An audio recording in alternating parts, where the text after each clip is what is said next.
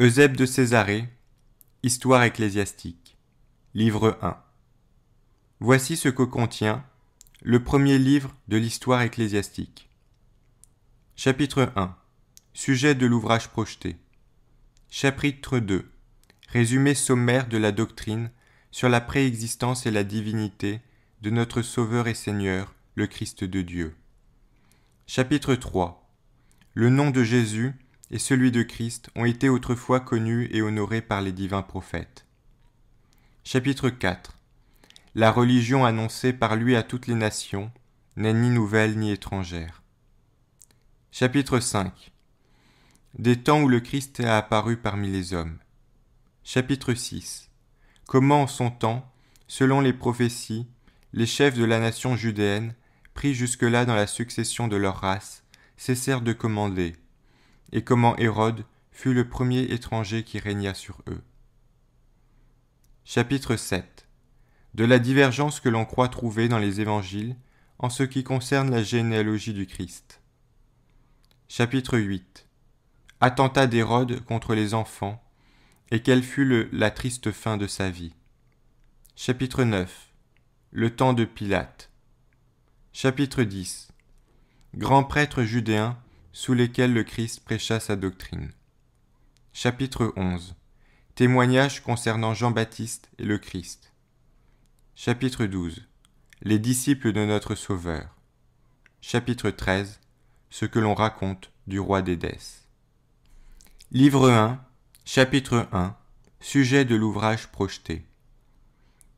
Les successions des saints apôtres et les temps écoulés depuis notre Sauveur jusqu'à nous, toutes les grandes choses que l'on raconte avoir été accomplies dans l'histoire de l'Église, les personnages de cette histoire qui ont présidé avec éclat au gouvernement des plus illustres sièges, ceux qui dans chaque génération ont été par leurs paroles ou dans leurs ouvrages les ambassadeurs de la parole divine, les noms, la qualité, l'époque de ceux qui, emportés au loin par le charme et la nouveauté de l'erreur, se sont présentés comme les introducteurs d'une science mensongère, et, ainsi que des loups cruels, ont ravagé sans pitié le troupeau du Christ.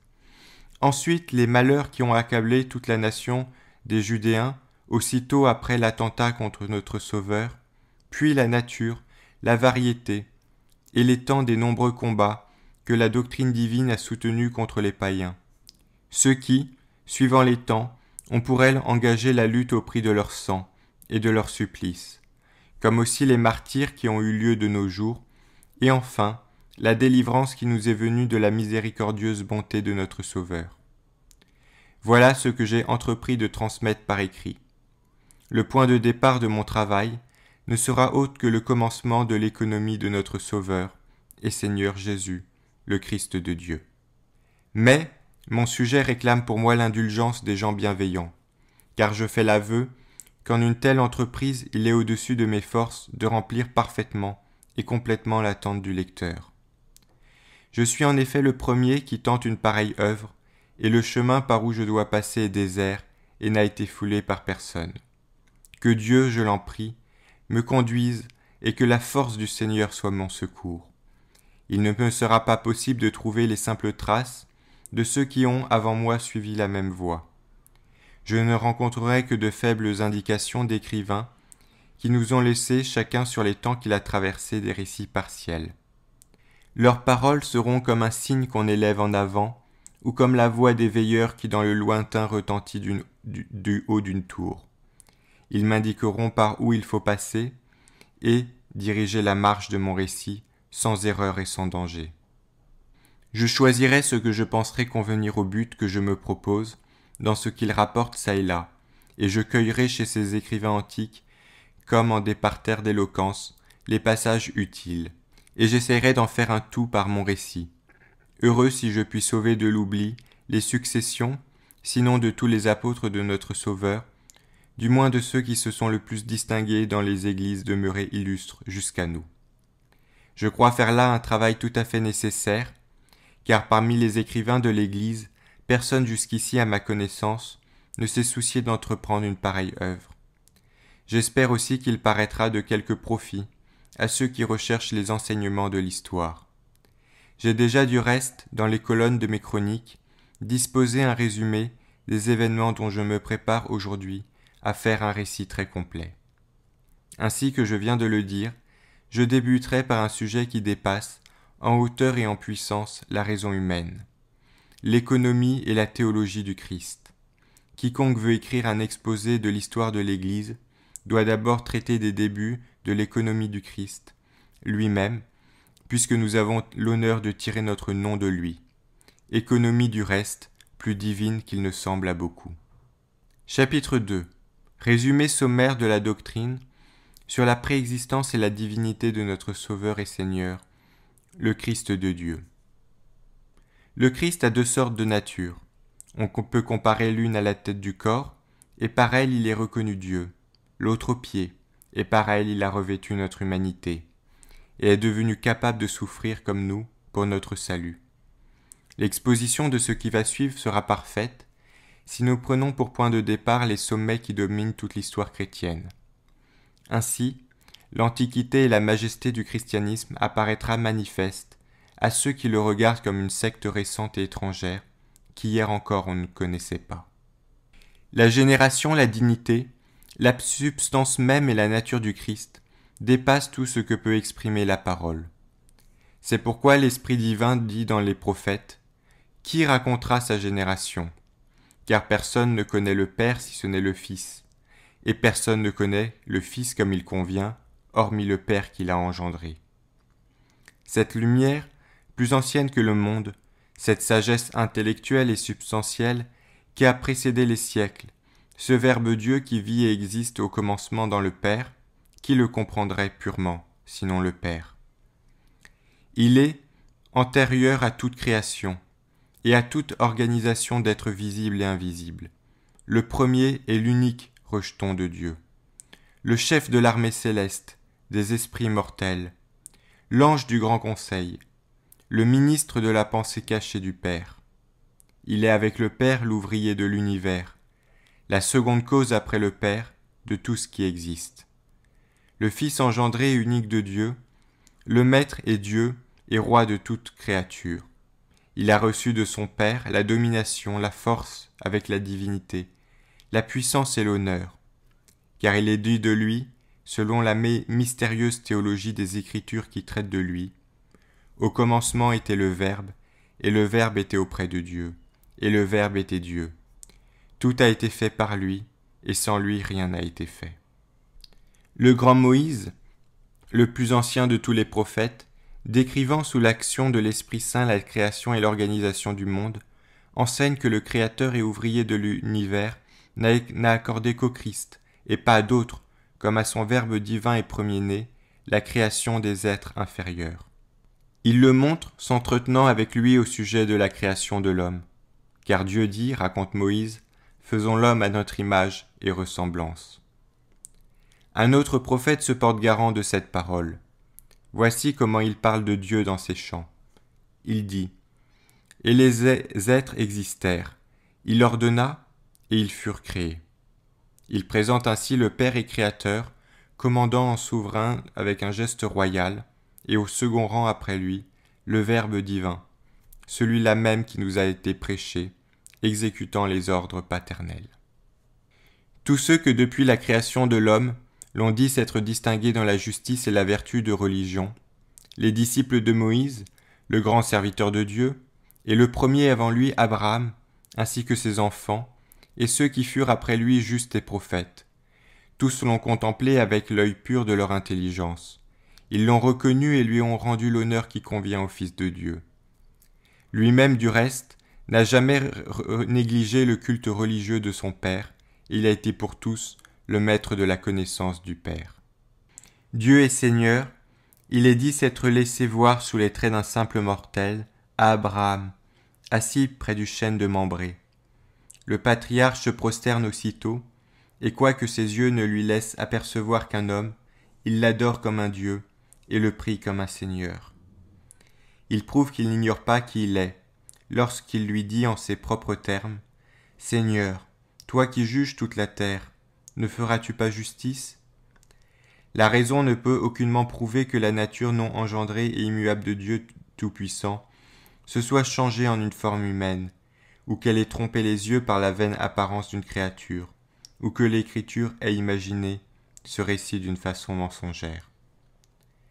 Ce Dieu est Seigneur qui juge toute la terre, et qui rend la justice, qui a été vu sous les dehors d'un homme, quel autre nom lui donner, s'il s'est pas permis de dire qu'il est la première cause de l'univers, sinon celui de son Verbe qui existait avant la création. Il est dit de lui, dans les psaumes, « Il a envoyé son Verbe et il les a guéris, et il les a délivrés de leur corruption. » Moïse le présente en termes très clairs, comme le second maître après le Père, lorsqu'il déclare que « Le Seigneur fit pleuvoir sur Sodome et Gomorrhe le soufre et le feu de la part du Seigneur. » Lorsqu'il apparut de nouveau à Jacob, sous la forme humaine, la divine écriture l'appelle Dieu. Alors il dit au patriarche, « Ton nom ne sera plus Jacob, mais Israël, car tu as été fort avec Dieu. » Alors aussi Jacob nomma ce lieu vision de Dieu, car dit-il, « J'ai vu Dieu face à face, et mon âme a été sauvée. » Qu'il s'agisse d'anges inférieurs à Dieu, dont ils sont les serviteurs dans les apparitions ainsi décrites, c'est ce qu'il n'est pas permis de penser. Car chaque fois que l'un d'eux s'est montré aux hommes, le texte sacré ne le cache pas, et il n'attribue le fait ni à Dieu ni au Seigneur, mais il nomme formellement les anges. Il est aisé de s'en convaincre dans un grand nombre de passages. Le successeur de Moïse, Josué, appelle ce personnage le prince des anges célestes, des archanges et des puissances, qui sont au-dessus du monde. La puissance et la sagesse du Père, celui à qui a été confiée la seconde place dans la royauté, et le gouvernement de l'univers, le chef suprême des armées du Seigneur. En quelles circonstances ? Après qu'il lui a apparu deux rechefs sous la forme et l'aspect d'un homme. Il est écrit en effet, « Voici ce qui arriva à Josué lorsqu'il était à Jéricho. Il leva les yeux, et ayant regardé, il vit un homme qui se tenait en face de lui, une épée nue à la main. Et Josué s'avança en disant, « Es-tu des nôtres ou des ennemis ?» Il lui répondit, « Je suis le chef suprême de la puissance du Seigneur, et maintenant je viens. » Et Josué, tombant la face contre terre, lui dit, « Maître, qu'ordonnes-tu à ton serviteur ?» Et le chef du Seigneur dit à Josué, « Quitte tes sandales, car le lieu où tu te tiens est un lieu sacré. » Il ressort évidemment de ce langage que celui qui parle en cet endroit est le même qui s'est nommé à Moïse, car l'Écriture se sert des mêmes termes pour celui-ci. Comme le Seigneur le vit qui s'approchait pour contempler la vision, le Seigneur l'appela du buisson. « Moïse, Moïse !»« Qu'y a-t-il » demanda celui-ci. Et le Seigneur reprit.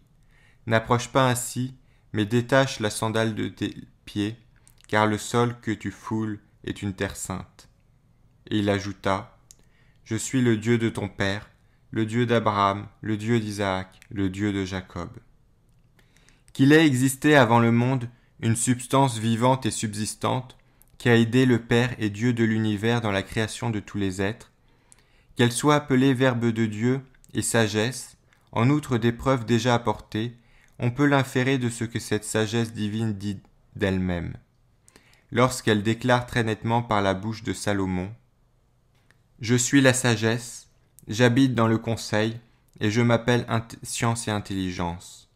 Par moi les rois règnent, et les puissants écrivent la justice. Par moi les grands dominent, et les tyrans commandent à la terre. » Et elle poursuit. « Le Seigneur m'a formé comme commencement de ses voies, en vue de ses œuvres, il m'a établi avant les siècles. Avant de créer la terre, avant de faire couler les sources des eaux, avant d'asseoir les montagnes sur leur base, avant toutes les collines il m'a engendré. Lorsqu'il préparait le ciel, j'étais avec lui, lorsqu'il établissait les sources constantes sous les cieux, j'étais assise, et j'agissais avec lui. J'étais assise là où il se réjouissait chaque jour, et j'exultais devant lui à toute occasion, tandis qu'il s'applaudissait d'avoir créé la terre. » Le Verbe divin existait donc avant l'univers, et s'est manifesté à certains sinon à tous, ainsi que je viens de l'exposer brièvement. Pourquoi ne fut-il pas annoncé autrefois à tous les hommes, et dans toutes les nations comme il l'est aujourd'hui ? En voici l'explication. le genre humain dans l'Antiquité n'était pas capable d'atteindre la doctrine du Christ, parfaite en sagesse et en vertu. Tout d'abord, le premier homme vécut au sein du bonheur, mais il transgressa le précepte de Dieu et tomba dans l'existence corruptible et périssable qui est la nôtre. Il reçut en partage la terre maudite que nous habitons, à la place des délices divins d'autrefois. Ses descendants la peuplèrent dans son entier, mais tous, sauf un ou deux, se montrèrent beaucoup plus méchants que lui, et s'abandonnèrent à une vie brutale et déréglée. Parmi eux, nul souci de ville, ni de constitution politique, ni d'art, ni de science. Loi, droit, vertu, philosophie ne leur étaient pas connus, même de nom. Ils menaient une vie nomade dans les déserts, comme des êtres féroces. La raison qu'ils avaient reçue de la nature et les germes de bon sens ou de civilisation qui se trouvent dans toute âme humaine étaient détruits par l'excès d'une malice délibérée. Ils se livraient tout entiers à toute œuvre scélérate, ils se perdaient mutuellement, se tuaient, se dévoraient les uns les autres. Ils osèrent même lutter contre Dieu, et les combats de géants sont connus de tous. Ils imaginèrent de fortifier la terre contre les entreprises du ciel. Enfin, ils poussèrent leur folie insensée jusqu'à préparer la guerre contre le Dieu suprême. Mais, sur les auteurs de pareils débordements, des déluges d'eau et de feu fondirent, comme sur une forêt sauvage qui aurait envahi la terre entière, déchaînée par le Dieu qui veille sur toutes choses. Par des famines ininterrompues, par des pestes, par des guerres, et les éclats de la foudre, il les extermina. Comme s'il dût guérir un mal d'âme terrible et très pernicieux, il employait les châtiments les plus durs. Alors que le vertige de la malice était intense et sévissait sur tous, ou peu, sans faux, alors que semblable à une affreuse ivresse, il aveuglait et enténébrait les âmes de presque tous les hommes, la sagesse première et grande œuvre de Dieu, le Verbe préexistant lui-même, dans un excès d'amour pour les hommes, se manifesta à ceux qui étaient en dessous de lui. Tantôt il se servit d'apparitions angéliques, tantôt ainsi qu'il était loisible à la puissance d'un Dieu sauveur, il se montra lui-même dans ces temps anciens à un ou deux amis de Dieu. Il prenait alors la forme humaine, car il ne pouvait en être pour eux autrement. Ceux-ci jetèrent les semences de la religion dans la multitude des hommes, et sur la terre, la nation qui descend des anciens Hébreux se rallia tout entière à ce culte divin. Dieu lui donna alors par le prophète Moïse, comme à une multitude encore imbue des anciennes mœurs, des figures et les symboles d'un sabbat mystérieux, les initiations de la circoncision et d'autres préceptes spirituels, mais non pas l'intelligence claire des secrets contenus dans tous ces mystères.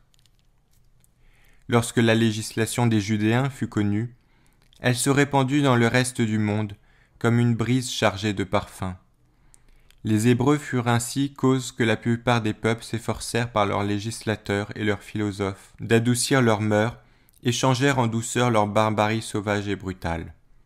Ce fut le règne de la paix profonde, de l'amitié et des bons rapports entre les hommes. Alors tous les autres hommes et les nations de la terre, ainsi préparés, devinrent capables de recevoir la notion du Père. Alors de nouveau, le maître des vertus, le ministre du Père en tout bien, le Verbe divin et céleste de Dieu parut lui-même dans un corps humain, qui ne différait en rien du nôtre, au commencement de l'Empire romain. Il réalisa et souffrit ce qu'avaient annoncé les prophètes. Ils avaient prédit qu'il viendrait au monde, Dieu et homme, pour faire des œuvres surprenantes, et qu'il paraîtrait à tous les peuples comme le Maître qui enseigne la religion du Père. Ils avaient annoncé le prodige de sa naissance, la nouveauté de sa doctrine, les merveilles de ses œuvres, puis le genre de mort qu'il devait subir, sa résurrection, et enfin son divin retour dans les cieux. Quant à son règne final, le prophète Daniel l'a connu par l'illumination de l'Esprit divin. Il raconte ainsi sa vision, l'accommodant à la capacité de l'homme. « Je regardais, dit-il, jusqu'à ce que des trônes fussent placés et que l'Ancien des jours fût assis. Et son vêtement étincelait comme la neige, et le cheveu de sa tête ressemblait à une toison éclatante de blancheur. Son trône était une flamme de feu, et les roues étaient un feu brûlant. Un fleuve de feu coulait devant lui, 1000 milliers le servaient, et 10 000 milliards se tenaient devant lui. Il établit un jugement, et des livres furent ouverts. Un peu plus loin. Je regardais, dit-il, et voici qu'avec les nuées du ciel, vint comme un fils de l'homme. Il alla jusqu'à l'ancien des jours. Et il approcha en face de lui. Et à lui fut donné le commandement, l'honneur, la royauté, et tous les peuples, tribus et langues le servaient. Son pouvoir est un pouvoir éternel qui ne passera pas. Sa royauté ne sera pas détruite. Il est clair que ceci ne s'applique à personne d'autre qu'à notre Sauveur. Il était auprès de Dieu, au commencement comme Verbe Dieu. Plus tard, son incarnation fit de lui le Fils de l'homme. J'ai du reste rassemblé dans des commentaires spéciaux un choix de prophéties qui concernent notre Sauveur Jésus-Christ. Et j'ai montré en d'autres écrits, d'une façon plus étendue qu'elle s'applique à lui. Je me contenterai donc à présent de ce qui vient d'être exposé. Chapitre 3. Le nom de Jésus et celui de Christ ont été autrefois connus et honorés par les divins prophètes. C'est maintenant le moment de montrer que le nom de Jésus et celui de Christ ont été honorés par les anciens prophètes chers à Dieu. Moïse le premier sut que le nom de Christ est entre tous auguste et glorieux. Il donna au peuple les vérités célestes sous le voile de figures, de symboles et d'images mystérieuses. Obéissant à l'oracle qui lui avait été dit, « Regarde et fais selon le type qui t'a été montré sur la montagne. » Et, afin d'exalter le grand prêtre de Dieu, autant qu'un homme peut l'être, il l'appela Christ, à la dignité du suprême sacerdoce qui, à son jugement dépassait sur la terre tous les autres, il ajouta comme un surcroît d'honneur et de gloire le nom du Christ, tant il était convaincu que celui-ci était un être divin. Il connut aussi par l'Esprit de Dieu le nom de Jésus, et il pensa qu'il méritait encore un privilège de choix. Ce nom n'avait jamais été prononcé parmi les hommes avant d'être connu de Moïse.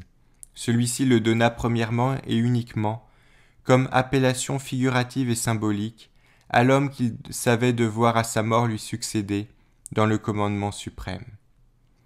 Ce successeur de Moïse, qui reçut alors seulement le nom de Jésus, en portait un autre, celui d'Osée, qu'il tenait de ses pères. Ce fut Moïse qui l'appela Jésus, lui conférant ainsi un honneur beaucoup plus grand que tout diadème royal. Car Jésus, fils de Navé, était l'image de Jésus notre Sauveur. Après Moïse, en effet, lorsque la religion symbolique établie par lui fut arrivée à son terme, celui-ci fut le seul qui reçut l'héritage du pouvoir dans la religion véritable et très pure. Ainsi, aux deux hommes qui remportaient alors à son avis sur tous les autres, par la vertu et le renom, au grand prêtre et à celui qui devait être le chef du peuple après lui, Moïse donna comme le plus magnifique honneur dont il put disposer, le nom de notre Sauveur Jésus-Christ. Les prophètes qui suivirent ont parlé clairement du Christ, l'appelant d'avance par son nom. Ils ont annoncé en même temps la machination que le peuple judéen devait ourdir contre lui. Ils ont prédit qu'il serait l'auteur de la vocation des païens. C'est ainsi que parle Jérémie. L'esprit de notre face, le Seigneur Christ a été pris dans leur corruption. Nous avons dit de lui, nous vivons sous son ombre dans les nations. Alors David, embarrassé, se demande, pourquoi les nations ont-elles frémi? Pourquoi les peuples ont-ils médité des choses vaines? Les rois de la terre se sont levés, et les chefs se sont assemblés en une coalition contre le Seigneur et contre son Christ. Un peu plus loin, parlant sous la personne même du Christ, il ajoute « Le Seigneur m'a dit, tu es mon fils, je t'ai engendré aujourd'hui. Demande-moi et je te donnerai les nations pour ton héritage et pour bien les extrémités de la terre. » Les Hébreux n'honoraient pas seulement du nom de Christ les souverains pontifes sur qui, à cause du symbole, avait coulé l'huile consacrée, mais aussi les rois que les prophètes divinement inspirés avaient oints et présentés comme des figures du Christ.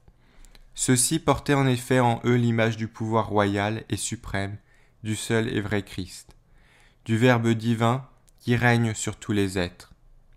Nous avons encore appris que certains prophètes sont eux-mêmes devenus, par onction, des Christs figuratifs. Parce que tout ceci avait une ressemblance avec le véritable Christ. le Verbe divin et céleste, le seul souverain prêtre de l'univers, le seul roi de toute la création, le seul chef des prophètes de son Père. Cela montre clairement que de tous ceux qui ont autrefois reçu l'onction symbolique, pas un, prêtre, roi ou prophète, n'a possédé la force de la vertu divine à un aussi haut degré que notre Sauveur et Seigneur Jésus, l'unique et vrai Christ. Aucun de ces hommes, si illustres dans leur patrie, par leur dignité et l'honneur qu'ils tiraient de la longue suite de leurs ancêtres, n'a emprunté au nom figuré de Christ qu'ils portaient le nom même de ses sujets. Aucun ne les a appelés chrétiens. Aucun n'a reçu d'eux un culte quelconque, après la vie. Aucun n'a excité un amour tel qu'on fut prêt à mourir pour lui. Pour aucun d'eux il ne s'est produit un tel ébranlement de toutes les nations de la terre. La force du symbole qu'il portait était impuissante à enfanter des prodiges, comme la présence de la vérité qui parut dans notre Sauveur.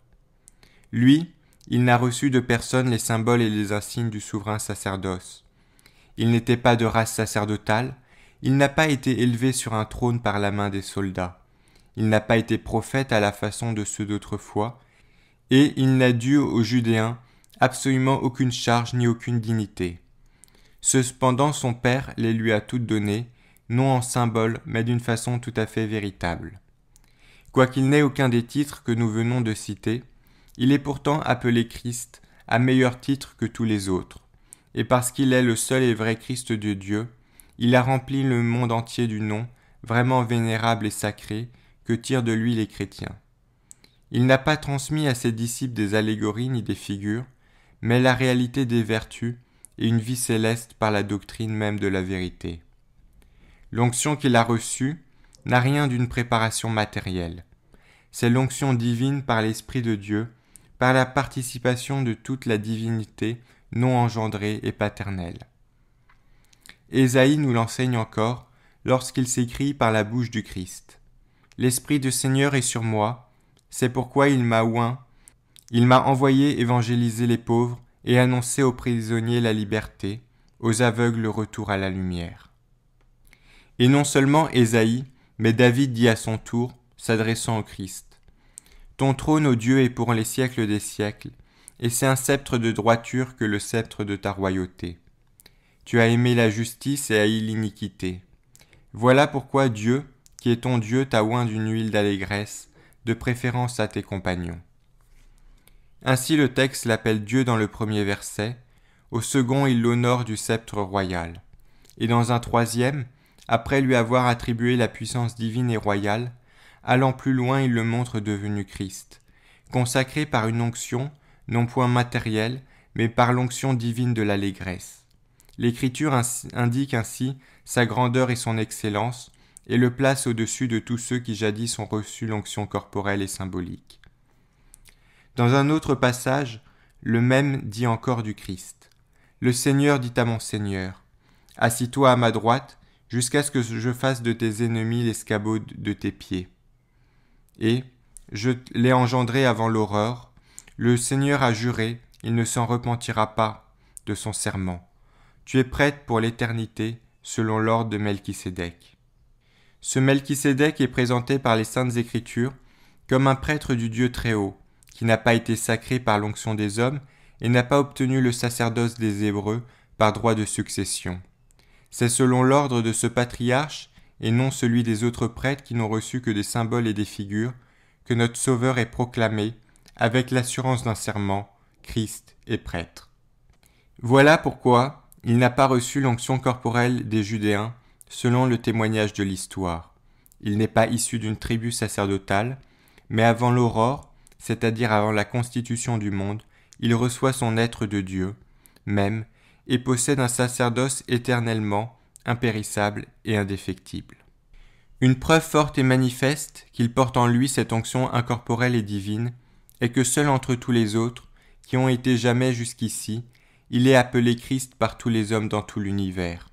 Tous le reconnaissent pour tel, et tous, grecs et barbares, s'accordent pour lui rendre témoignage par ce nom.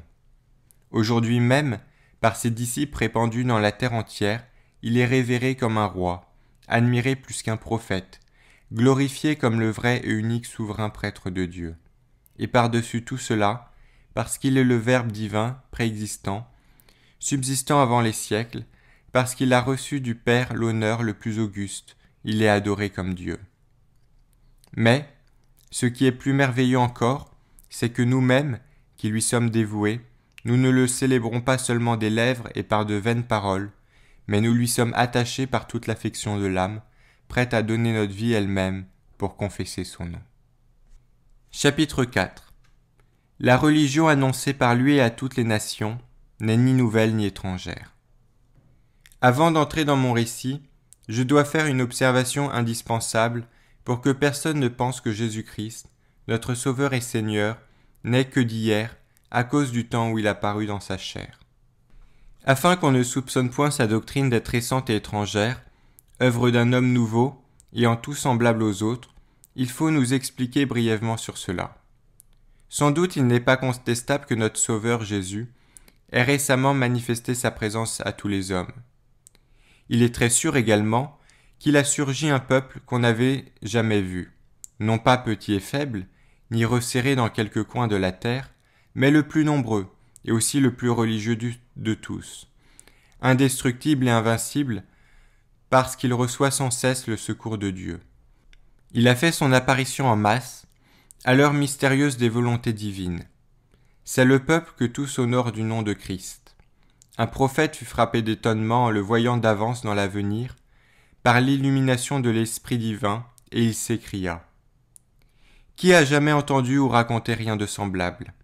Voici que la terre a enfanté en un seul jour, et qu'un peuple est né d'un seul coup. » Il insinue même en quelque sorte le nom futur de ce peuple. Mes serviteurs seront appelés d'un nom nouveau, qui sera béni sur la terre. Mais, si à n'en pas douter nous sommes d'hier, si le nom récent de chrétien n'est connu que depuis peu parmi toutes les nations, notre genre de vie, nos mœurs, inspirés par les principes de la religion, n'ont rien de récent, et n'ont pas été inventés par nous.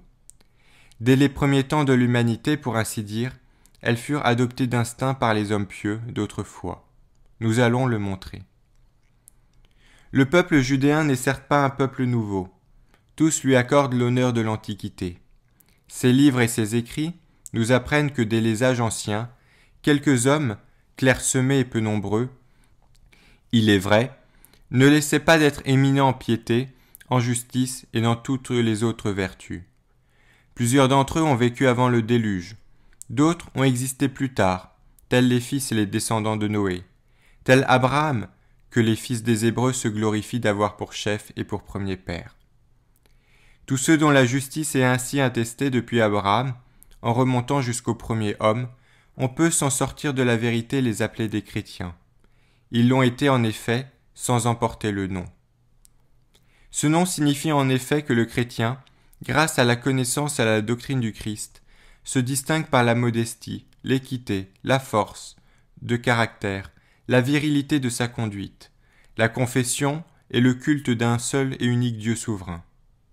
Or, aucun de ceux dont nous parlons n'a rien à nous envier en tous ces points. Ils n'ont pas plus que nous pratiqué la circoncision, ni pas plus que nous l'observance du sabbat.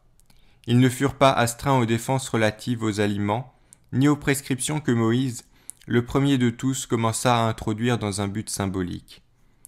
Pour ceux qui devaient suivre, et dont aujourd'hui les chrétiens ne se soucient guère.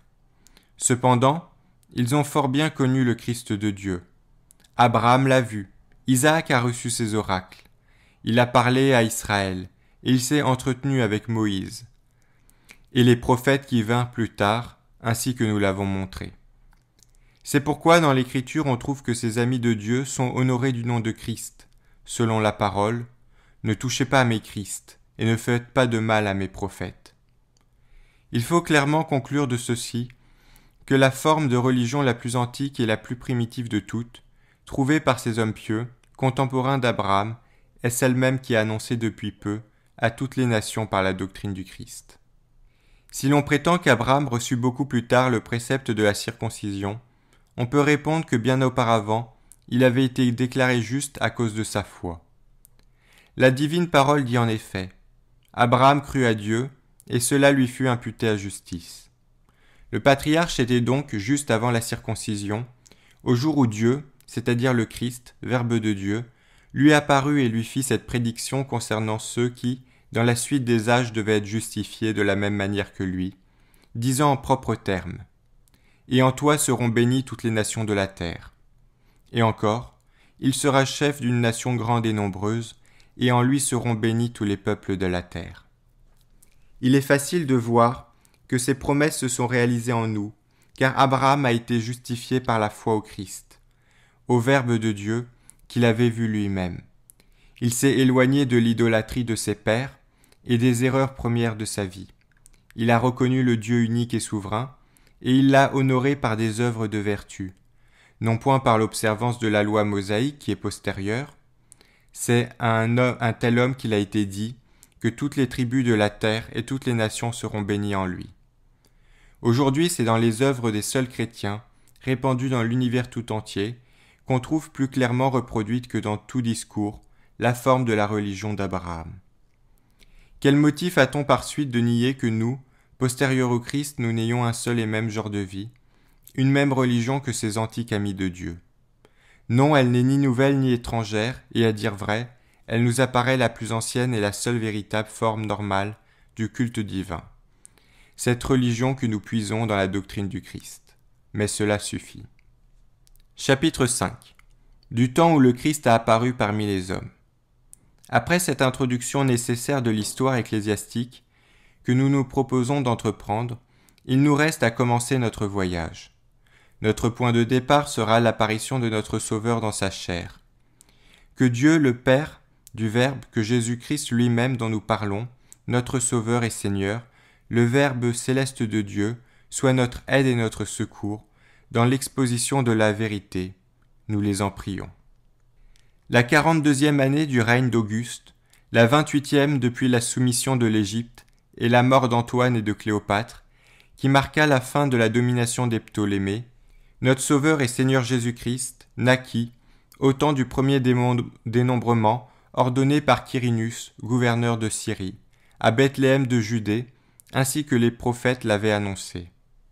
Le plus célèbre historien judéen, Flavius Joseph, fait mention de ce recensement lorsqu'il raconte l'insurrection des Galiléens qui eut lieu à cette même époque et dont Luc, un des nôtres, rappelle le souvenir en ces termes dans les Actes.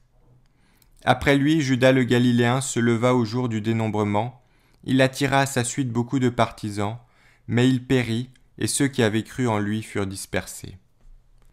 Quirinus, membre du Sénat, avait rempli les autres charges et passé par toutes, de manière à devenir consul. C'était du reste un homme de grande réputation. Il vint en Syrie, avec peu de monde, envoyé par César, comme juge de la nation et censeur des biens. Peu après il ajoute « Judas Golanite, d'une ville appelée Gamala, s'adjoignit le pharisien Sadoc, et tous deux poussèrent à la révolte. Ils disaient que le recensement n'avait d'autre but que d'apporter directement la servitude, et ils animaient la nation à la défense de la liberté. » Au second livre, des histoires de la guerre des Judéens, on lit encore ceci sur le même sujet. Alors un Galiléen, du nom de Judas, excitait ses compatriotes à se soulever, leur reprochant d'accepter de payer l'impôt aux Romains et de tolérer des maîtres mortels autres que Dieu. Voici ce que dit Flavius Joseph. Chapitre 6. Comment en son temps, selon les prophéties, les chefs de la nation des Judéens prirent jusque-là dans la succession de leur race, cessèrent de commander, et comment Hérode fut le premier étranger qui régna sur eux. Alors, pour la première fois, la famille étrangère d'Hérode reçut la royauté sur le peuple judéen, et la prophétie rapportée par Moïse eut son accomplissement. Il ne manquera point de prince ni de chef du sang de Juda, dit-elle, jusqu'à ce que vienne celui à qui il est réservé, celui qu'il déclare devoir être l'attente des nations. Cette prédiction resta stérile tant qu'il fut permis aux Judéens de vivre sous des chefs de leur race, descendant depuis Moïse lui-même, et en allant jusqu'au règne d'Auguste. À cette époque seulement, pour la première fois, Hérode, un étranger, obtint des Romains le pouvoir sur les Judéens. Joseph, du reste, nous apprend qu'il était iduméen par son père, et arabe par sa mère. D'après l'Africain, qui fut lui aussi un écrivain, et non le premier venu, ceux qui ont raconté sa vie avec exactitude disent qu'il était fils d'Antipater, et que celui-ci était né lui-même d'un Hérode d'Ascalon, hiérodule du temple d'Apollon. Cet Antipater, fait prisonnier tout enfant par des brigands iduméens, demeura avec eux parce que son père, un mendiant, ne pouvait payer sa rançon. Il fut élevé dans leur genre de vie. Plus tard, il obtient l'amitié du grand prêtre des Judéens, Hircan. De lui naquit Hérode, le contemporain de notre Sauveur.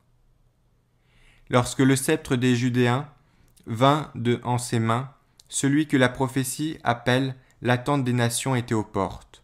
Car à compter de cette heure, les chefs et les princes qui depuis Moïse s'étaient succédés au gouvernement d'Israël firent défaut. Avant la captivité et l'exil à Babylone, les Judéens avaient vécu sous le pouvoir des rois, à commencer par Saül, qui fut le premier, et par David.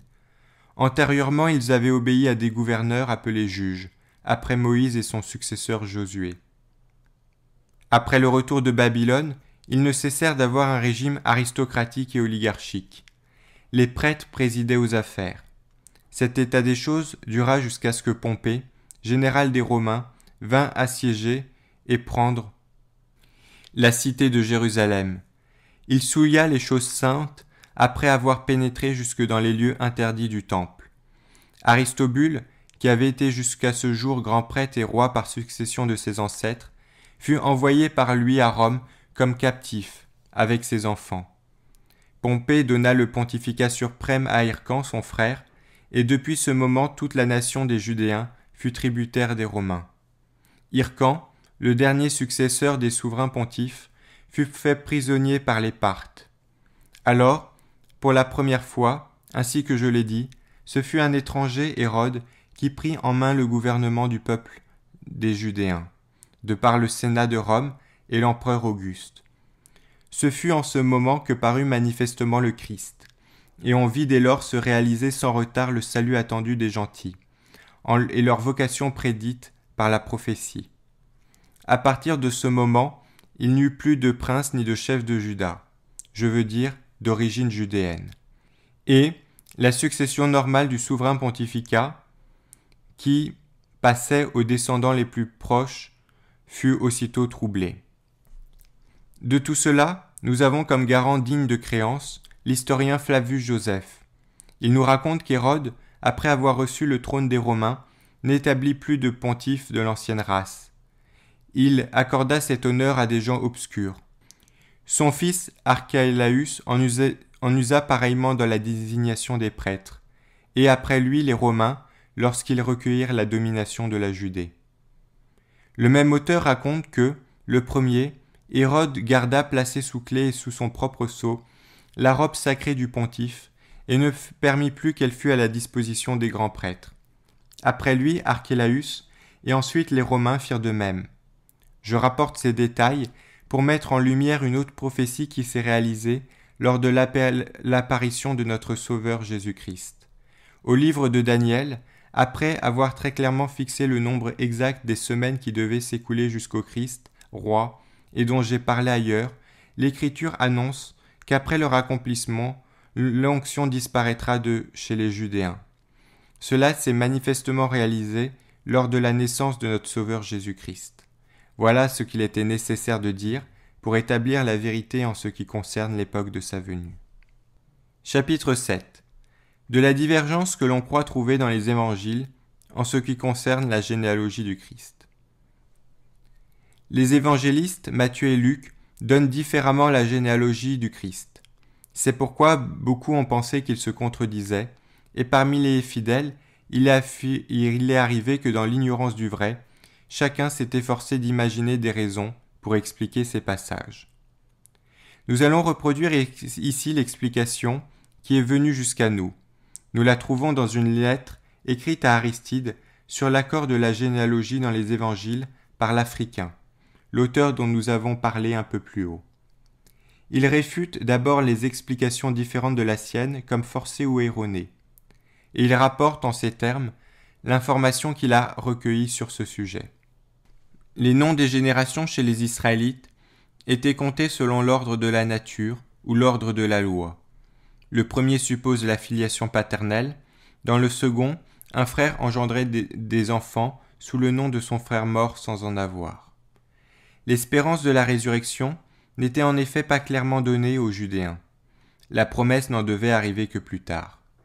Il la figurait par une sorte de résurrection mortelle, où le nom du trépassé demeurait en se perpétuant. Parmi ceux dont il est question dans cette généalogie, les uns succèdent par naissance à leur père, les autres au contraire sont des enfants qui ont été engendrés pour d'autres et qui portent le nom d'autrui. Ces deux catégories de fils, par naissance paternelle ou par attribution, ont été mentionnées. Ainsi, ni l'un ni l'autre des évangiles ne dit rien de contraire à la vérité. C'est tantôt l'ordre de la nature et tantôt celui de la loi qui est suivi. Les générations sorties de Salomon et les générations sorties de Nathan sont embrouillées les unes dans les autres. Des substitutions au bénéfice de ceux qui étaient sans enfants, des secondes noces, des attributions de descendants sont les causes pour lesquelles les mêmes fils sont imputés justement, soit au père putatif, soit au père réel. De la sorte, les deux récits se trouvent entièrement vrais, et l'on arrive à Joseph d'une façon très compliquée, mais pourtant exacte. Afin d'expliquer clairement ce que j'avance, j'exposerai l'interversion des descendances.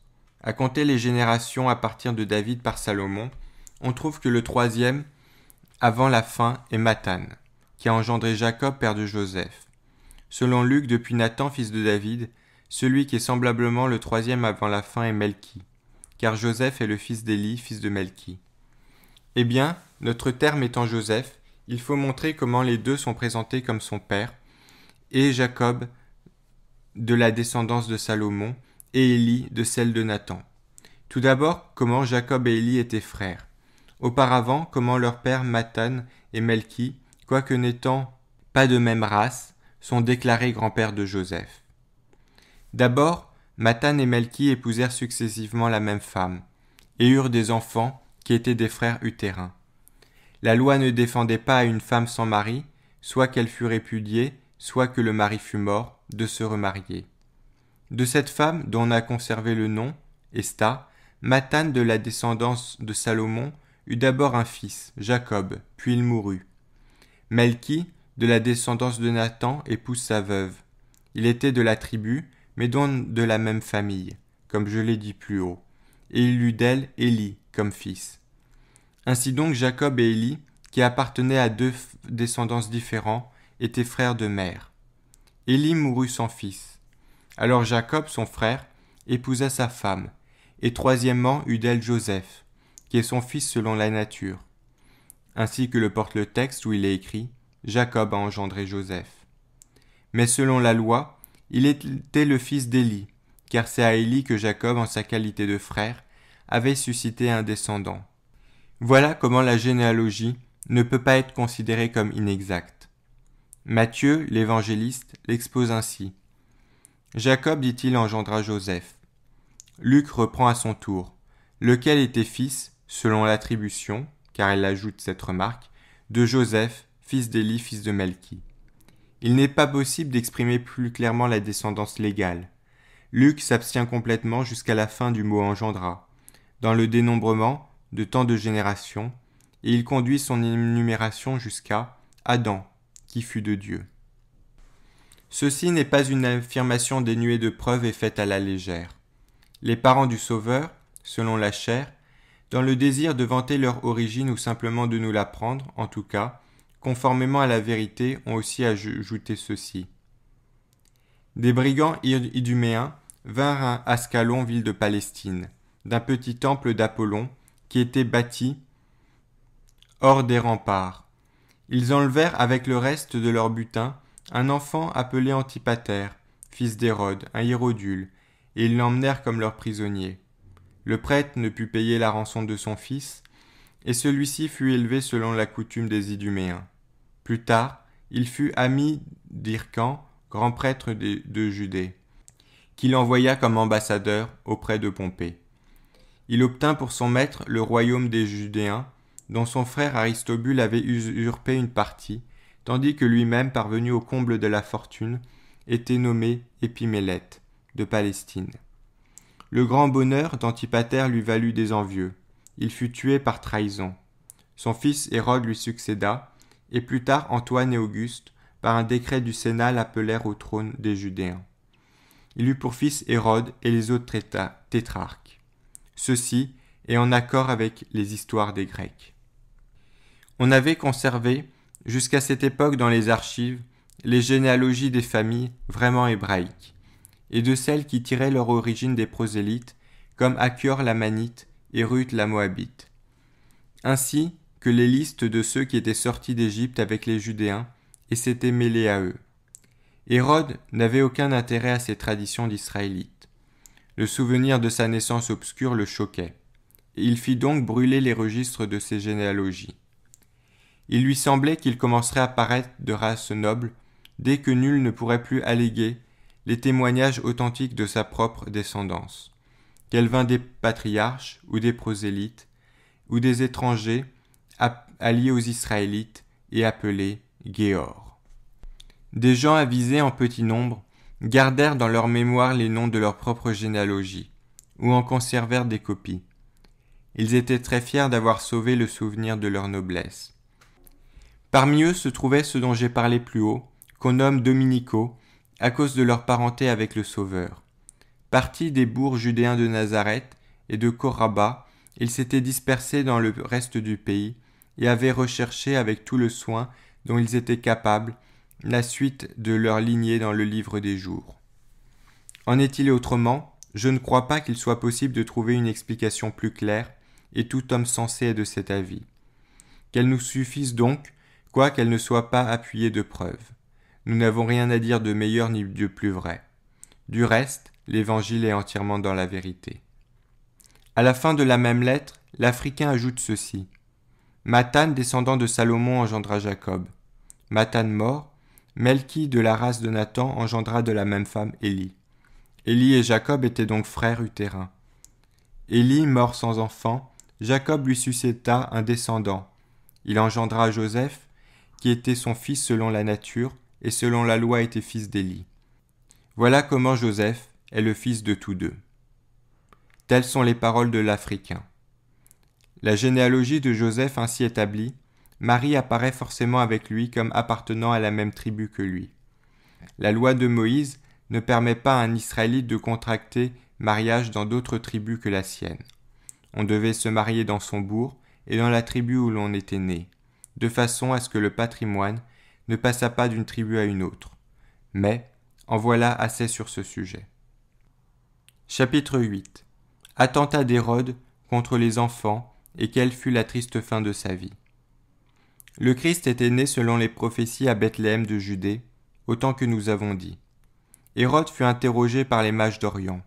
Ils lui demandèrent où était le roi des Judéens qui venait de naître, car ils avaient vu son étoile. Ils avaient entrepris leur long voyage, et ils avaient hâte d'adorer comme un dieu le nouveau-né. Hérode ne fut pas médiocrement troublé de cette affaire. Dans sa pensée, elle mettait son trône en danger. Il s'informa donc auprès des docteurs de la loi, où ils espéraient que le Christ devait naître. Quand il sut la prophétie de Michée, annonçant que c'était à Bethléem, il ordonna par un édit de tuer les enfants à la mamelle dans cette ville, et dans tout le pays limitrophe, depuis 2 ans et au-dessous, à partir de l'époque exacte fixée par les mages. Il pensait que selon toute apparence, Jésus partagerait à peu près sûrement le même sort que ses compagnons d'âge. Mais l'enfant prévint le coup et fut emporté en Égypte. Ses parents avaient été instruits de ce qui devait arriver par l'apparition d'un ange. Du reste, le récit sacré de l'Évangile nous apprend cela. À cette occasion, il est à propos de voir quel fut le châtiment de l'audacieuse cruauté d'Hérode contre le Christ et ceux de son âge. Aussitôt après, sans le moindre avertissement, la justice divine se mit à le poursuivre tandis qu'il était encore dans cette vie. Elle lui montra le prélude de ce qui lui était réservé au jour où il en sortirait. Au moment même où tout lui paraissait prospère dans ses états, son étoile pâlit et les crimes se succédèrent dans sa maison. Il assassina sa femme, ses enfants, tous ses plus proches parents et ses meilleurs amis. Il est impossible de décrire ces horreurs c'est un sujet qui ferait pâlir les tragédies. Joseph l'a du reste exposé tout au long de ses histoires. Immédiatement après le crime commis contre notre Sauveur et les autres enfants, un fouet manié par une main divine s'acharna contre le coupable et le poussa vers la mort. Il ne sera pas hors de propos d'entendre le narrateur des crimes d'Hérode nous raconter dans le 17e livre de l'Antiquité judéenne la triste fin de sa vie. Voici ces paroles. La maladie se fit sentir de jour en jour plus lourde pour Hérode. Dieu exerçait la vengeance des crimes qu'il avait commis. Un feu lent, en effet, qu'on percevait peu au toucher, exerçait affreusement son action à l'intérieur de son corps. Il avait une faim dévorante que rien ne pouvait apaiser. Ses intestins étaient remplis d'ulcères, de violentes coliques lui faisaient endurer de terribles douleurs.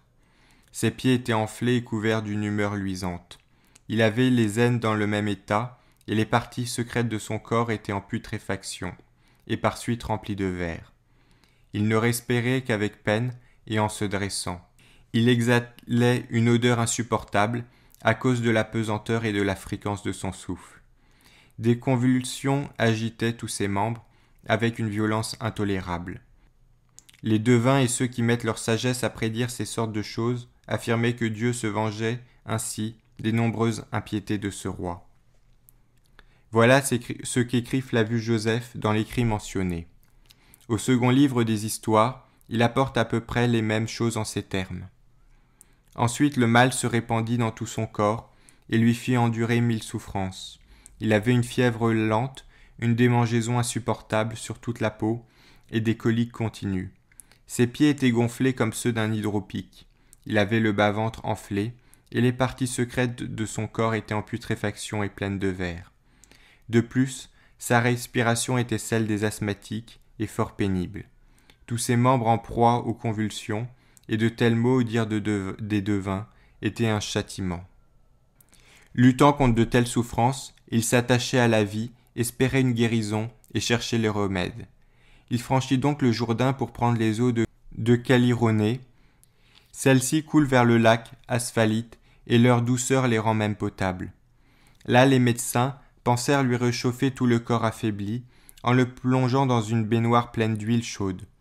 Mais ce traitement l'épuisa et ses yeux se retournèrent comme dans une syncope. Au cri que firent ses serviteurs, il se remit, renonçant du reste à guérir.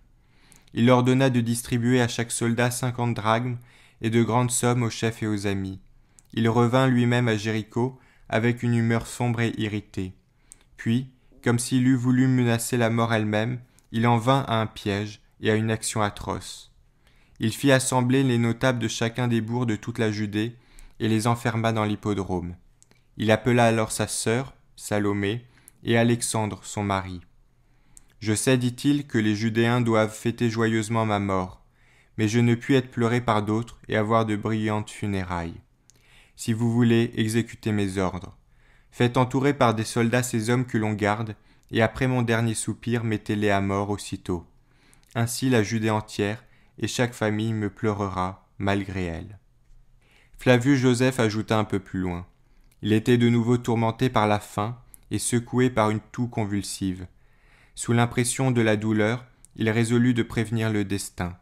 Il prit une pomme et demanda un couteau, car il avait coutume de manger en coupant. Il regarda ensuite autour de lui, afin d'être sûr que personne ne l'empêcherait. Il leva la main pour se frapper. En outre, le même historien raconte qu'avant sa fin, il donna l'ordre de faire périr le 3e de ses fils. Il avait déjà tué les 2 autres. Enfin, il termina subitement sa vie dans d'atroces souffrances. Telle fut la fin d'Hérode. Il subit le juste châtiment du meurtre des enfants de Bethléem qu'il avait entrepris pour faire périr notre Sauveur. Après cette mort, un ange fut envoyé en songe à Joseph qui se trouvait alors en Égypte. Il lui ordonna de ramener l'enfant et sa mère en Judée, lui montrant que ceux qui en voulaient à la vie de l'enfant n'étaient plus.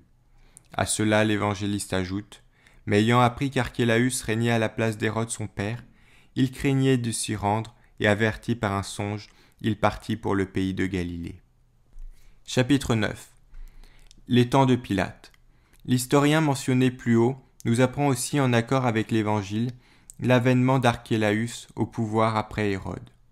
Il explique comment le testament de son père et le consentement de César Auguste lui donnèrent le trône des Judéens, et comment lors de sa chute du trône, arrivé 10 ans plus tard, ses frères Philippe et Hérode le Jeune, ainsi que Lysinias, obtinrent chacun leur tétrarchie. Le même Joseph nous montre encore au 18e livre de ses Antiquités que la 12e année du règne de Tibère, le successeur au pouvoir suprême d'Auguste, qui avait régné 57 ans, le gouvernement de la Judée fut confié à Ponce Pilate, qui demeura 10 ans entiers, presque jusqu'à la mort du prince. Ainsi donc apparaît évidente la fausseté des mémoires de notre Sauveur, publiées tout récemment. Le temps indiqué dans l'entête est d'abord une preuve du mensonge de leur fiction. Ils disent que ce fut sous le 4e consulat de Tibère, c'est-à-dire la 7e année de son règne, qu'eurent lieu les crimes des Judéens concernant la passion du Sauveur. Or, il est démontré qu'à cette époque, Pilate ne gouvernait pas encore la Judée, s'il faut en croire le témoignage de Joseph. Celui-ci déclare clairement dans le livre cité plus haut que ce fut la 12e année du règne de Tibère que Pilate fut établi par ce prince procurateur de Judée. Chapitre 10. Grands prêtres judéens sous lesquels le Christ a prêché sa doctrine. Alors, c'est dire selon l'évangéliste, pendant la 15e année du règne de Tibère César et la 4e du gouvernement de Ponce Pilate, tandis que les tétrarques Hérode, Lysinias et Philippe gouvernaient le reste de la Judée, notre Sauveur et Seigneur Jésus, le Christ de Dieu, commençant environ sa 30e année, vint recevoir le baptême de Jean et débuta alors dans la prédication de l'Évangile. La divine Écriture nous dit que tout le temps de son enseignement s'écoula sous les pontifes Anne et Caïphe. La durée entière de sa prédication tient dans les limites formées par les années de leur charge. Il commença donc sous le pontificat d'Anne et alla jusqu'au temps de celui de Caïphe, ce qui ne fournit pas tout à fait une durée de 4 ans. Dès cette époque, en effet, les usages sacrés institués par la loi avaient déjà été abolis. Ce qui concernait le service de Dieu n'était plus une charge à vie et ne s'obtenait plus par droit de succession. Les gouverneurs romains donnaient tantôt à l'un, tantôt à l'autre, le souverain pontificat. Mais personne ne le garda plus d'une année. Flavius Joseph nous cite une succession de 4 grands prêtres d'Anne à Caïphe. Et il nous dit ceci dans le même livre des Antiquités. Valerius Gratus déposa Anne du sacerdoce et proclama grand prêtre Ismaël, fils de Fabis. Peu après, il le changea et nomma à sa place Éléazar, fils d'Anne, le grand prêtre. Une année s'écoula, il le déposa à son tour et il donna le suprême sacerdoce à Simon, fils de Camite. Celui-ci aussi ne conserva pas sa charge plus d'1 an. Et Joseph, dit aussi Caïphe, fut son successeur. La durée entière de la prédication de notre Sauveur n'apparaît donc pas de 4 années complètes. 4 grands prêtres occupèrent en 4 ans le pontificat annuel d'Anne à la promotion de Caïphe. L'Évangile nous dit que Caïphe était justement en charge l'année où eurent lieu les événements de la passion du Sauveur. La concordance de l'Évangile et de cette observation elle-même détermine le temps pendant lequel a enseigné le Christ. Peu après le début de sa prédication, notre Sauveur et Seigneur appela à lui les 12, et seul entre le reste de ses disciples, il les honora du nom spécial d'apôtres. Il désigna encore 70 autres hommes, qu'il envoya 2 à 2 devant lui, dans tous les lieux et dans toutes les villes où il devait aller lui-même. Chapitre 11. Témoignage concernant Jean-Baptiste et le Christ. Le livre divin des Évangiles raconte que peu après Jean-Baptiste fut décapité par Hérode le Jeune. Flavius Joseph le rapporte aussi lorsque mentionnant le nom d'Hérodiade, il nous dit qu'Hérode l'épousa, quoiqu'elle fût la femme de son frère. Que ce roi avait dans ce but répudié son épouse légitime, fille d'Arétas, roi de la Pétrée, et séparé Hérodiade de son époux encore vivant. Qu'à cause d'elle, il fit mettre à mort Jean-Baptiste et déclara la guerre à Arétas, dont il avait outragé la fille. Que dans cette guerre, en une bataille, il perdit toute son armée, désastre qui fut le châtiment de sa cruauté envers Jean. Le même Flavius Joseph atteste que Jean-Baptiste était un homme remarquablement juste, et son témoignage s'accorde avec ce qui est écrit de lui au livre des Évangiles. Il raconte qu'Hérode perdit son trône par la faute de cette même Hérodiade, avec laquelle il fut relégué en exil et condamné à habiter à Vienne, ville de la Gaule. Tout cela est exposé au 18e livre des Antiquités, où l'auteur écrit ceci de Jean, en ses propres termes. À plusieurs Judéens, il apparut que la perte de l'armée d'Hérode était due à Dieu, qui vengeait très justement la mort de Jean, appelé le Baptiste. Car Hérode le fit mourir, lui cet homme excellent, qui exhortait les Judéens à s'exercer à la vertu, à pratiquer la justice les uns à l'égard des autres, et la piété envers Dieu, et à venir au baptême. L'immersion lui paraissait ainsi une bonne chose, sinon pour y chercher la délivrance de certaines fautes, du moins pour la purification du corps, l'âme étant auparavant débarrassée de ses souillures par la justice. Tout le peuple s'attroupait autour de lui, et ils étaient suspendus à ses lèvres. Hérode craignit qu'il n'usât de son ascendant sur les hommes pour les porter à quelque révolution, car il lui paraissait disposé à tout faire sur son conseil. Aussi jugea-t-il préférable, avant que rien ne fût tenté par lui, de prendre les devants et de faire périr le Baptiste, plutôt que d'avoir à se repentir, si un changement se produisait, d'être tombé dans l'embarras.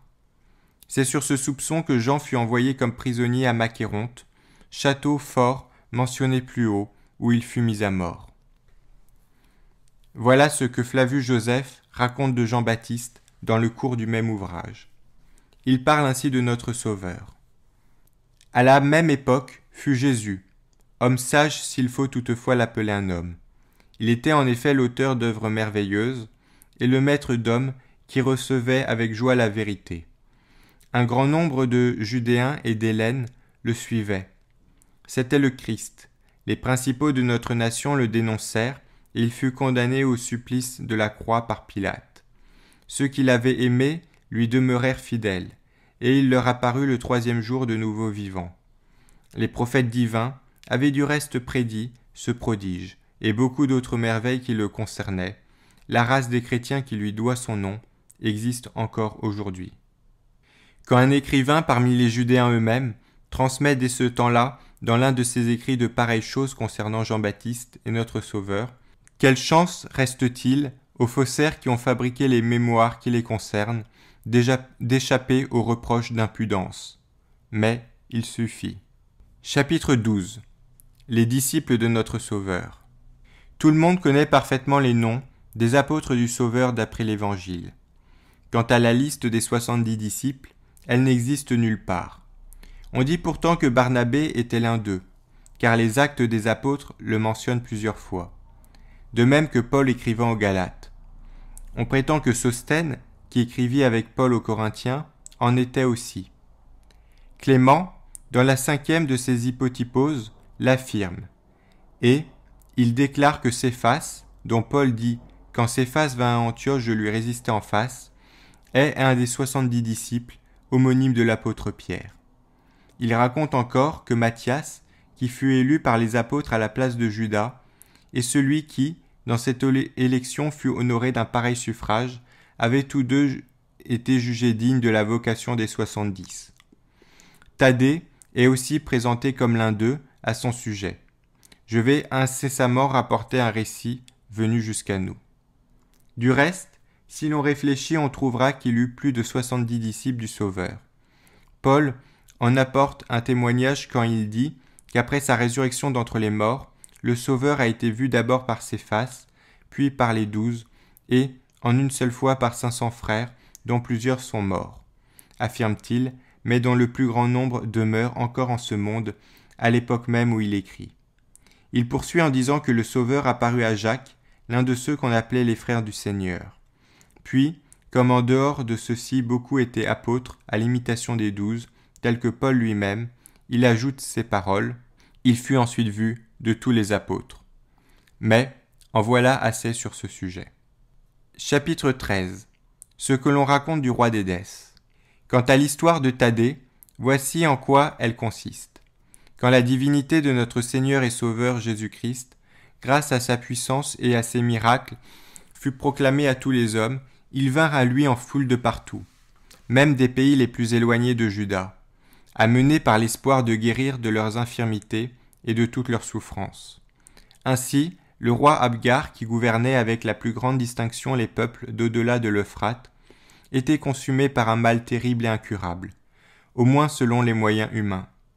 Dès qu'il connut la célébrité du nom de Jésus et son pouvoir attesté d'une voix unanime par tous ceux qui en avaient été les témoins, il devint son suppliant, et lui fit porter une lettre dans l'espoir d'obtenir la délivrance de son mal. Le Sauveur ne se rendit pas alors à son appel, cependant il daigna lui écrire une lettre autographe, lui promettant qu'il lui enverrait un de ses disciples pour lui apporter la guérison et le salut, à lui ainsi qu'à tous ses sujets. Cette promesse ne fut pas longtemps à se réaliser pour Abgar. Après la résurrection de Jésus d'entre les morts et son ascension au ciel, l'apôtre Thomas, un des 12, mu par une inspiration toute divine, dirigea vers Édesse Thaddée, qui était du nombre des 70 disciples, pour y être le héros et l'évangéliste de la doctrine du Christ. Ce fut par lui que toutes les promesses de notre Sauveur reçurent leur accomplissement. On a, de ces faits, la preuve écrite, elle a été gardée dans les archives d'Édesse, à leur ville royale. Les documents publics de ce pays qui renferment les choses anciennes et ce qui s'est passé sous Abgar nous ont conservé depuis ce roi jusqu'à aujourd'hui ces événements. Mais rien ne vaut comme de voir ces lettres elles-mêmes tirées des archives et traduites littéralement du syriaque en ces termes. Copie de la lettre, écrite par le souverain Abgar et envoyée à Jésus à Jérusalem par le coureur Ananias. Abgar, fils d'Oukamas, souverain à Jésus, sauveur bienfaisant, qui est apparu au pays de Jérusalem, salut. J'ai entendu parler de toi et de tes guérisons, et j'ai appris que tu opères sans remède ni herbage, car on raconte que tu fais voir les aveugles et marcher les boiteux, que tu purifies les lépreux, que tu chasses les esprits impurs et les démons, que tu délivres ceux qui sont tourmentés par de longues maladies, que tu ressuscites les morts.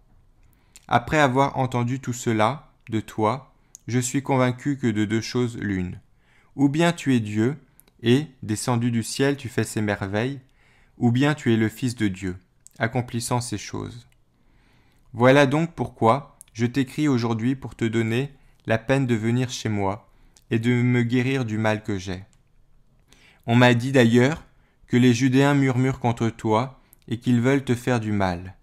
Ma ville est toute petite mais fort belle, elle suffira à nous deux. Telle est la supplique rédigée par Abgar, alors éclairée par un faible rayon de la clarté divine. Il mérita ainsi de recevoir de Jésus une réponse qui lui fut adressée par le même coureur. Elle est courte, mais d'un grand poids. En voici le texte. Réponse de Jésus, envoyée au souverain Abgar par le coureur Ananias. Tu es bien heureux, puisque tu as cru en moi sans m'avoir vu. Il est en effet écrit de moi que ceux qui m'ont vu ne croiront pas en moi, afin que ceux qui ne m'ont pas vu croient et vivent. Quant à ce que tu me demandes d'aller chez toi, il me faut accomplir ici tout l'objet de ma mission, et remonter ensuite vers celui qui m'a envoyé. Quand j'y serai, tu recevras de moi un de mes disciples qui te guérira de ton mal, et te donnera la vie à toi et à tous ceux qui sont avec toi. À la suite de cette lettre est encore joint le récit suivant, écrit en langue syriaque. Après l'ascension de Jésus, Judas, qu'on appelle aussi Thomas, députa au roi l'apôtre Thaddée, un des 70. Celui-ci partit, et à son arrivée, s'arrêta chez Tobie, fils de Tobie. Le bruit de sa présence se répandit, et l'on fit savoir à Abgar. Un apôtre de Jésus est venu ici selon ce qu'il a écrit. Thaddée, cependant, s'était mis, avec l'aide de la vertu divine, à guérir toute espèce de maladie et de langueur, si bien que tous en étaient dans l'admiration. Lorsque le roi apprit les œuvres magnifiques et étonnantes qu'il opérait, et les guérisons qu'il faisait, il comprit qu'il était bien celui dont Jésus avait parlé dans sa lettre. Après mon ascension, je t'enverrai un de mes disciples qui te guérira de ton mal. » Il appela donc Tobie chez qui l'apôtre demeurait. « J'ai appris, lui dit-il, qu'un homme puissant est venu habiter dans ta maison. Amène-le-moi. » Tobie retourna auprès de Thaddée et lui dit « Le souverain Abgar m'a appelé et m'a dit de te conduire chez lui, afin que tu le guérisses. »« J'irai, répondit Tobie, puisque je suis envoyé avec puissance pour lui. » Le lendemain matin, de grand matin, accompagné de Tobie, il se rendit auprès d'Abgar. Lorsqu'il entra, les principaux du royaume étaient debout, autour du monarque. Tout à coup, le roi aperçut à son arrivée un grand signe sur le visage de l'apôtre Thaddée. Et, à cette vue, il se prosterna devant lui. Tous les assistants restaient stupéfaits, car ils n'avaient rien remarqué et la vision paraissait seulement pour Abgar. Celui-ci demanda à Thaddée « Es-tu en vérité le disciple de Jésus, le Fils de Dieu qui m'a dit « Je t'enverrai un de mes disciples qui te donnera la guérison et la vie ?» Thaddée lui répondit « Tu as cru fermement à celui qui m'envoie, c'est pour cela que je suis envoyé vers toi.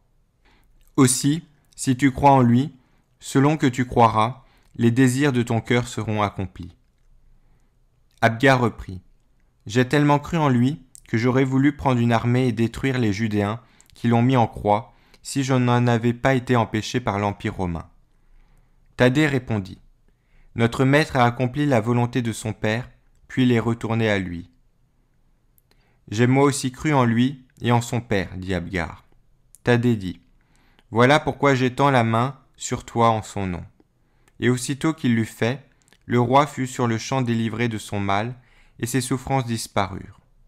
Il fut étonné, ce qu'il avait entendu raconter de Jésus, il le voyait en fait dans son disciple Thaddée. Celui-ci lui avait rendu la santé, sans remède ni herbage. Il ne fut d'ailleurs pas le seul à jouir de ce bienfait. Abdos, fils d'Abdos, avait la goutte. Il vint lui aussi se jeter aux pieds de Thaddée, obtint ses prières et l'imposition de ses mains, et fut délivré. Thaddée guérit encore beaucoup de leurs concitoyens, accomplit de grands miracles et prêcha la parole de Dieu. Après cela, Abgar dit « Toi, Thaddée, tu opères ces prodiges par la force divine, et nous l'admirons. Mais je t'en conjure, apprends-nous comment Jésus est venu sur la terre, quelle était sa puissance, et par quel pouvoir il a fait ce que j'ai entendu raconter. » Et Thaddée dit « Maintenant je garderai le silence. Mais puisque j'étais envoyé pour annoncer la parole, assemble demain tous tes concitoyens, et je la leur prêcherai. Je sèmerai en eux la parole de vie. Je leur dirai comment s'est produite la venue de Jésus, quelle fut sa mission et pourquoi il fut envoyé par le Père. Je raconterai sa puissance et ses œuvres, les mystères qu'il a enseignés dans le monde, et j'indiquerai par quel pouvoir il a accompli cela. Je montrerai la nouveauté de sa prédication, son humilité et sa modestie. J'exposerai comment il s'est abaissé et a déposé et a rapetissé sa divinité et a été mis en croix.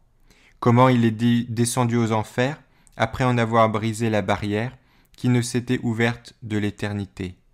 Comment il a ressuscité les morts, comment enfin il est descendu seul et remonté à son Père, suivi d'un cortège nombreux. Abgar ordonna d'assembler de grand matin les habitants de sa ville pour entendre la prédication de Thomas. Il lui fit ensuite offrir des pièces et des lingots d'or. L'homme de Dieu les refusa. « Si nous laissons nos biens, dit-il, comment pourrions-nous accepter celui des autres ?» Ceci se passait en l'an 340. Voilà ce que je n'ai pas cru inutile et hors de propos de citer ici, textuellement, traduit du syriaque. Fin du livre 1 de l'histoire ecclésiastique d'Eusèbe de Césarée.